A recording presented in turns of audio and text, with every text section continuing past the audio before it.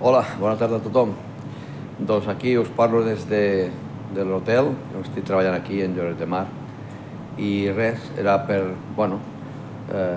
enviar-vos una salutació a tothom. Ja us explicaré ben bé coses que val la pena que tenir en compte, però sí que tinc que dir que l'hostaleria cada dia està pitjor, francament.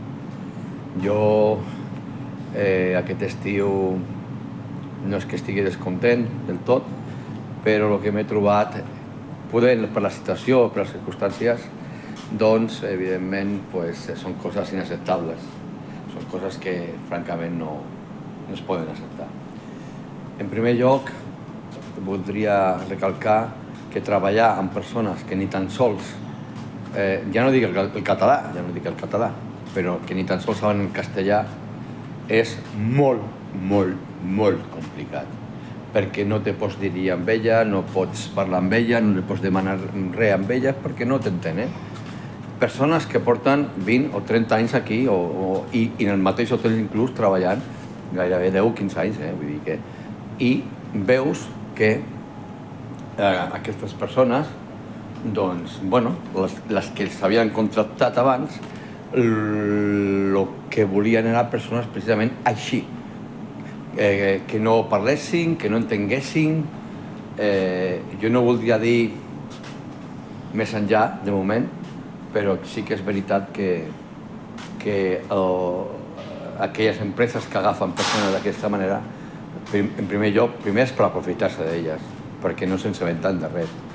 I segon, perquè és mà d'obra barata, que s'adapta a qualsevol cosa, perquè com no entenen res, i clar, a qui perjudica? Doncs el de sempre, els que són d'aquí, que no ens ofereixen unes condicions mínimament que te permetin tenir una vida digna fora de la feina, és a dir, partint de la llei, així és simple, i que prefereixen contractar gent que d'un nivell, no de feina o de professió baix, no, que és molt baix, sinó a nivell intel·lectual baixíssim. És una forma també d'aprofitar-se i una forma de poder manipular-los i una forma de també de que facin el que vulguin, el que sigui, en fi. No vull entrar-hi més enllà del tema perquè ha sigut un estiu, en aquest sentit, força complicat. Per sort ja s'acaba, el dia 31 tancant l'hotel i farem després un dia de descans. Precisament per la circumstància, situació i per aquest tipus de persones que al final hem tingut que contractar ja que arribaven tard i malament, doncs malauradament no he pogut fer cap dia de festa i jo, clar, vinc d'Olot i me tinc que aixecar cada dia a les 4:30, 2:45 del matí per sortir com a molt a 3:15 o tirant ja a les 5 i ja és tard, i arribar-hi aquí a les 6, 6:45 aproximadament, i començar a fer tot el que seria, el que són els esmorzars, no?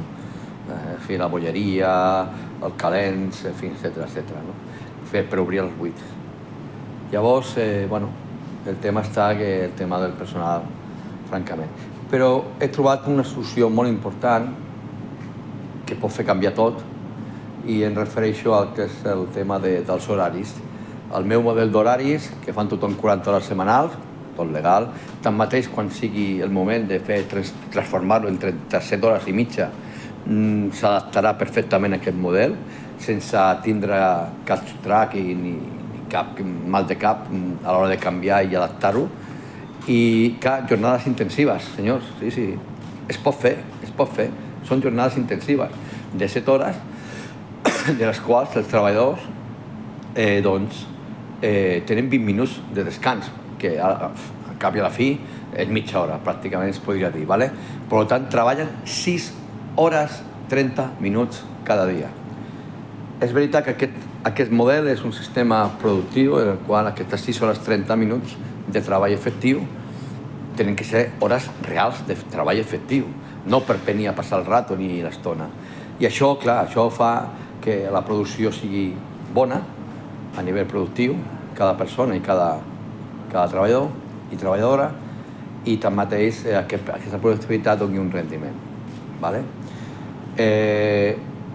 poder, en aquest cas que estic jo, per la manca de personal i les circumstàncies que s'han donat, que ara no ve el cas, jo no he pogut fer festa, però el reste, tots els treballadors han fet els seus horaris cada setmana i han fet les seves 7 hores, amb la seva mitja horeta de dinar i almorzar, depèn el que toqui, si és de matí o de tarda, i no han fet cap hora extra, cap hores extres.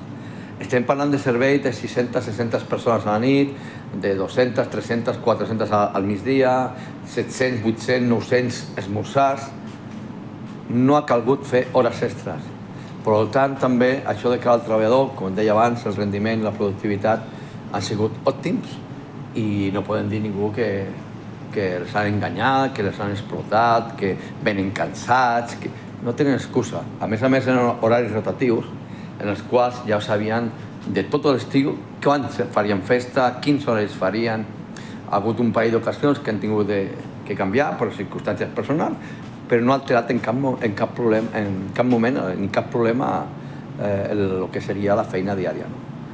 Això és una cosa que crec que val la pena compartir-ho. Segurament després de l'estiu, amb l'àrea que toqui de l'Ajuntament de Lloret de Mar i poder altres ajuntaments, faré unes xerrades per empresaris per explicar-los com es fa.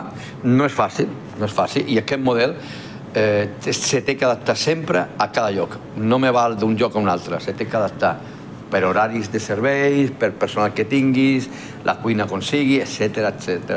La capacitat de l'establiment, m'explico, de clients que tinguis, tot això es té que adaptar, però es pot fer. Amb hores, treballant-lo hores, però es pot fer. I al final és un horari que ja ho tens per tot l'any, o per tot l'estiu, digue-lo com vulguis, que t'estalvies hores extres, que t'estalvies personal. És un horari que fa estalviar personal, perquè realment fas 2 equips de cuina, un de matí i migdia i un altre de tarda-nit, sí. I per tant, ben organitzat la feina, que no estigui organitzada la feina no es pot fer, tampoc. Aquest horari no serveix. Aquest model, sense una molt bona organització de la feina, no es pot fer. Llavors, per això et dic que es té que adaptar a cada lloc i a cada forma de treballar en cada lloc. Però sí que és cert que t'estalviaràs hores extres, t'estalviaràs personal, t'estalviaràs diguem-ne sobresous. Ara, dit això, cuidado. També n'hi ha que dir que si el rendiment i la productivitat del personal és l'òptim, com ha sigut aquí, això també té que repercutir que al final de temporada o cada mes, diria jo, que això m'agradaria explicar-ho ben bé als empresaris, ja que no estàs obligat a pagar un sobresou ni hores extres, home, estaria bé que també valoressin els treballadors que tenen, no? Això és una forma de fidelitzar també a les persones treballadores, i que aquestes persones se sentin valorades i sàpiguen tot l'estalvi que estàs fent a l'empresa i, en definitiva, el guany, que al final, o benefici que rebran al final de mes.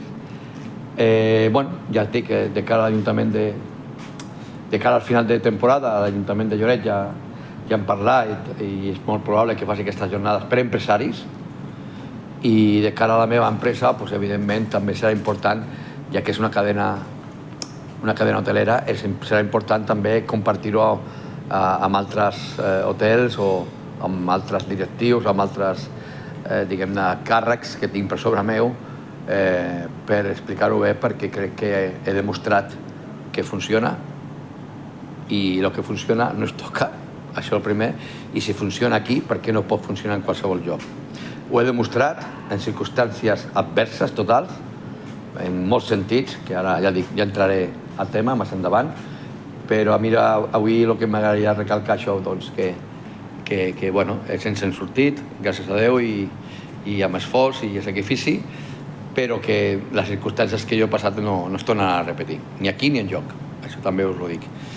Però me servirà també com a exemple i com una forma de poder dir als altres es pot fer amb les circumstàncies, les que he tingut, m'explico, i es pot fer. I això pot ser molt bo pels treballadors, molt bo pels empresaris i molt bo per l'hostaleria. Ens veiem en el pròxim vídeo.